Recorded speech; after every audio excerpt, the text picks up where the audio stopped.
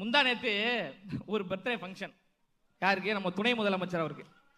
அந்த துணை முதலமைச்சருடைய பிறந்தநாளை முன்னிட்டு அந்த கட்சியை சார்ந்த அமைச்சர்கள் நிகழ்வு நடத்தினாங்க. என்ன அருமையான கொள்கை தெரியுமா? குலுக்கி வச்ச கொக்கோ கோலா போல சாயங்கால வேலை பொங்கி வந்தால உடனே அந்த அமைச்சர் சொல்றாரு, எம்மா மேல நின்று ஆடாதமா, கொஞ்சம் கீழே வாமா. எவ்வளவு சிறப்பான ஒரு கொள்கை! கொள்கையை பத்தி நீங்க பேசலாமா? மக்கள் நல்வாழ்வுத்துறை அமைச்சர் ஒன்று சொல்றாரு, நாங்கள் ஜெனரேட்டரை உடைக்கவில்லை, ஆம்புலன்ஸை உடைக்கவில்லை. சரி, மக்களிடம் கிட்னியை திருடக்கூடிய கூட்டம் நாங்க கிடையாது.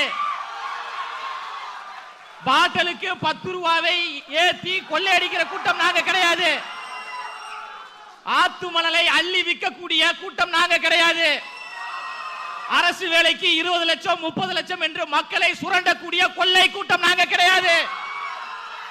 மக்களிடம் பொய்யான வாக்குறுதிகளை சொல்லி